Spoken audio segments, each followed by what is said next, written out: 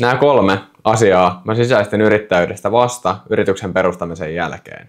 Numero 1 on se, että kaikki asiat pitää tehdä ihan itse. Jos sulla jää tänään joku homma tekemättä, niin kukaan muu ei tule paikkaamaan ja tekee sitä sun puolesta, vaan se homma siirtyy aina huomiselle. Ja tähän vielä lisäyksenä se, että sä oot vastuussa kaikesta, ihan kaikesta. Toisena on se, että onhan tää yrittäminen aika sellaista niin kuin yksinäistä puurtamista aika ajoin. Älkää käsittäkö väärin, että mä tosi paljon tykkään siitä, että mä saan itse suunnitella mun aikataulut ja saan just rytmittää mun päivää just niin kuin mä itse haluan. Mut välillä on semmoinen olo, että olisi se ihan kiva, jos olisi joku työkaveri, jonka kanssa pystyisi vähän sparrailemaan näitä juttuja.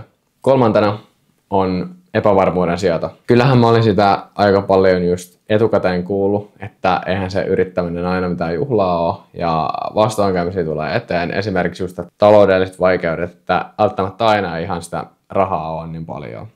Mutta sekin on semmoinen juttu, että ei sitä oikein pysty niinku tajuamaan ennen kuin saat itse yrittää. Sä pystyt kyllä niinku tietämään, että no se on varmaan vaikeaa, kun ei ole rahaa ja pitää keksiä mitä tehdä, mutta sä oikeasti tunnet sen vasta sitten, kun sä itse oot siinä niin kuin yrittäjän saappaissa. Ja jos nämä jutut jonkun korvaan kuulostaa vähän negatiiviselta, niin tämän videon tarkoituksena ei todellakaan ole leimata yrittäjyyttä tai olla jotenkin niin kuin negatiivinen näiden asioiden suhteen. Päinvastoin se, mitä mä haluan tässä videossa ja muillakin videoilla ylipäätään tuoda, on se, että mitä se yrittäminen oikeasti on ja puhua asioista niin kuin ne oikeasti on ja niiden oikealla nimillä.